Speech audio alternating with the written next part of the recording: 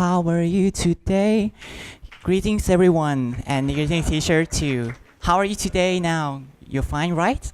Okay, so we are from Group 6, and our names is AI Rao Mee. So let me introduce our team to you guys. First is here is Jad. Here is Afan. My name is Good. His name is Tang, and his name is Jen. Good morning, ladies and gentlemen. What if we tell you that we can cut the cost of your monthly expenses or yearly expenses by a very large margin? What if we tell you that in the incoming society, you can save a lot of money on something and then put it on something that is more useful? We believe that no one wants to spend money that gains nothing. Sure, you can donate to charity and things like that, but if you just throw money around the drain, no one likes to do that. And this is how and why we're going to solve this problem. It's the problem of energy. Green energy production is really inefficient right now, which is why first it's really expensive, and second, it is not used widely. We can see some concerns. Wind and solar farms are just not worth the cost. Electricity is too expensive. Green energy generation is very inefficient. And that is how we are going to solve the problem. We'll be explaining how we will solve this problem. Also, we think this is related to the incoming society because as the world becomes more digitalized, things begin to depend on electricity. Means that power usage is going to go up, and we need an efficient way to generate electricity which is cheap and friendly to the environment, and this is what we can do. So we're going to essentially turn our AI into a researcher's eye or companions. We'll be explaining how in the next speaker.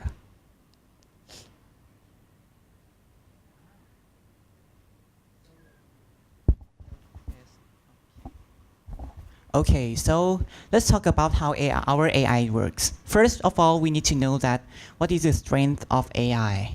AI is, of course, it is faster than human, it is more accuracy, and it can help us to improve a lot of things in our life. So about this, we use AI in about deep learning, AI, machine learning AI, and about convolutional neural network, chatbot, and clustering and association AI. So how do we do this? First of all, I will show this here. First, we will produce an AI. We will input the scientific data and all resources data such as variables and results. Then we will let it learn to predict and generate the experiments and look at how will it can predict the experiments resulted correctly or not. When time passed, it has more accuracy. Then when it have high accuracy enough, we will use this AI to help researchers in like photovoltaic power plants improvement and wind turbine power plants improvement, geothermal power plant improvement, and etc. So, and this is how we do it. Create a deep learning AI, download the researchers, and then let it generate. So, target of this AI, who will it benefit? This will benefit the researchers, and then researchers will produce the things that help us to improve our life.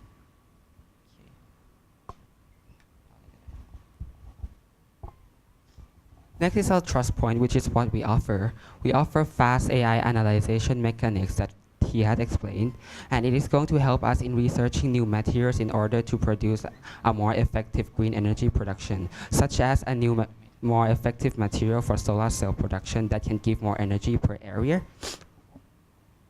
Data we're going to use is first the previous energy researchers such as from the UK Green Energy Research or Fraunhofer Society, or the data that has accumulated over the decades. We are also going to use simulated learning in order for the AI to experiment with arranging new atoms and molecules in order to generate new material. We are also going to be use field data, which is specific data that companies are going to be searching for when they have a specific question, such as when they have a question with this, if this will do well, sometimes they have to conduct a manual experiment. And our AI will require deep learning, convolutional neural net, and machine learning. And examples will be presented in the next speaker. In the present day, solar cells are not very good at creating energies. It uses a lot of space but can generate very little energies. They are also expensive. However, our group think that AI can be used to solve this problem by making AI do research on this, such as use AI to think of a way to enrich molecules to create better semiconductors. We can have a solar cell that generate more energy in the same amount of area.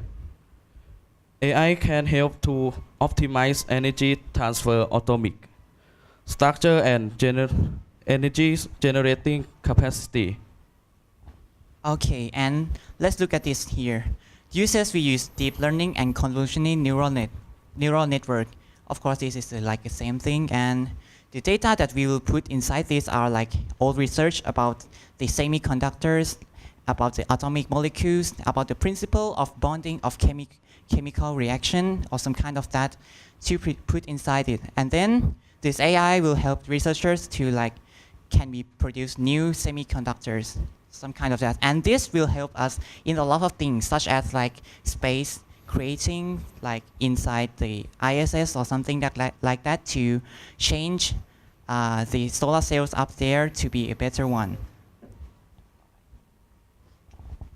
Next, is wind turbine. Wind turbine are not very good to making electricity. They are tall, large, and use a lot of space. But they don't produce a lot of energy. But using AI, it can use data to predict where its wind are coming and turn the turbine in that direction in advance. It can use weather forecast to help too. AI can also help with the location of wind turbine to get maximum efficiency. So look at this AI here. We can divide this AI into two, to help us in two ways. First, we'll use this AI to find the best places to put the wind turbine on, because this wind turbine needs to be put it on the places that have a lot of winds for all day. So we need to input like the about the Thailand places, and then we need to put like a aerodynamics of the turbine, direction of the turbines are facing or some kind of that data, and let it processes to like where should we put on the turbine here. And then another type is we just predict the wind here by using deep learning, using a lot of data.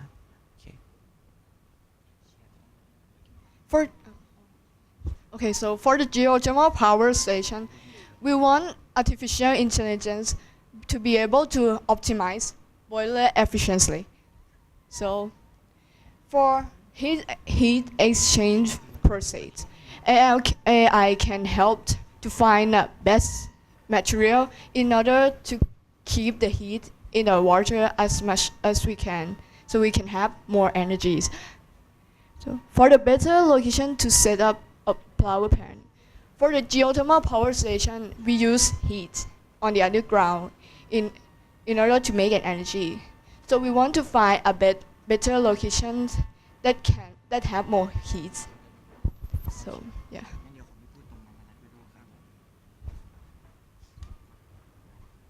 So we can see that by this, improving efficiency means that you're going to have a lower cost of energy. Means that everyone will be benefiting from this. From the poorest of the poor to the richest of the rich, you have less cost on electricity to spend. For the poor people, they can have more money to buy food. For the rich people, they maybe can have extra money in order to go and support the poor. So we can see that this technology benefits everyone around. However, there are major challenges to implement this. In challenge, there are a few problems with this. First is how to make AI that smart, that can help human invent new things. We know this have to be done by learning, but it make another question: which how long does it have to learn? Next, problem of cooperation and government. Even if we cut the cost of producing energy, it's not clear that the government and corporate will reduce the price of electricity. Okay, so and also when we make a new technology such as a new solar farm, it doesn't mean that we can reduce the cost at that time. We have to replace the solar cells and things like that, which would be disastrous for the short term, but in the long term, it is going to be very good, especially when you have a technology that can last a really long periods of time. Even a few percentages of saving in the short term can have a lot of saving in the long term. Thank you. ค่ะขอเสียงปรบมือดังๆให้กับน้องๆด้วยนะคะอ่ะเรียนเชิญคณะกรรมการค่ะให้คำแนะนำนะคะหรือว่ามีคำถามถามได้เลยค่ะชอบนะครับผมเป็นนักวิจัยนะเป็น researcher นะครับเป็นกลุ่มแรกที่ tackle ปัญหาของนักวิจัยนะครับมีคอมเมนต์นิดนึงครับคือว่าเรื่อง learning time เนี่ยอย่ากังวลคือ learn แล้วเอามาใช้ก่อนแล้วกลับไป learn ใหม่ได้นะฮะแล้วก็ทีนี้โจทย์เรื่องนี้ AI เนี่ยมันจะเป็นเรื่องที่ specific นะครับกับเรื่อง energy ใช่ไหมงั้นเนี่ยถ้าสนใจศึกษาต่อนะไปหาคีย์เวิร์ดนะ prescriptive data analytics นะฮะคือ prescriptive data analytics นะฮะเรารู้ว่า AI มาใช้ยังไงนะครับเรียนเชิญค่ะก็เดี๋ยวผมคิดว่ากลุ่มนี้เป็นกลุ่มที่แตะปัญหา AI ต่างจากกลุ่มอื่นนิดนึงนะคือ challenge ของ AI หนึ่งใน challenge ของ AI ก็คือนักวิจัยที่จะต้องทำเป็นงาน labor คืองานวิจัยแต่คือเนื่องจาก AI มันขยายวงกว้างขึ้นนะครับ Data มันหลากหลายมากขึ้นแล้วก็คนที่เอาไปใช้หลากหลายมากขึ้นเนี่ยการที่จะตีพิมพ์งานวิจัยงานหนึ่งสำหรับเรื่องหนึ่งอ่ะในอดีตอ่ะมันทำได้เดี๋ยวนี้มันทำกันออกมากลายเป็นมีงานวิจัยเกลื่อนไปหมดเลยซึ่งอ่านไป1แผ่น1ฉบับแล้วเหมือนไม่ได้ประโยชน์อ่ะเพราะมันเป็นแค่1เคสซึ่งตรงนี้เนี่ยผมคิดว่ามันก็เลยมีประเด็นอย่างเช่นอัลฟาโกเรียนรู้กันเองคือแทนที่ให้นักวิจัยเรียนรู้เสียเวลาให้คอมพิวเตอร์ทำวิจัยแล้วก็เรียนรู้กันไปซึ่งผมว่าตัวนี้กำลังแท็กเกิลเลเวลนั้นอยู่ถ้าการสื่อสารไม่ดีเสี่ยงมากที่จะรู้สึกว่าเหมือนฝันแต่ถือว่านำเสนอได้โอเคว่าพยายามแท็กเกิลปัญหานี้แต่คิดว่าอาจจะต้องท่านเรคคอมเมนต์คือต้องไปดูในความลึกนิดนึงว่าเราจะเครื่องมือที่ใช้ที่นำเสนอยังไม่แมทช์กับปัญหาเคลียร์แต่เครื่องมือที่เลือกมาใช้น่ายังไม่แมทช์กับปัญหาเพราะอาจจะเป็นเลเวลที่ลึกเกินกว่าที่พี่ๆที่มาอาจจะสอนได้นะครับโอเคครับขอบคุณครับ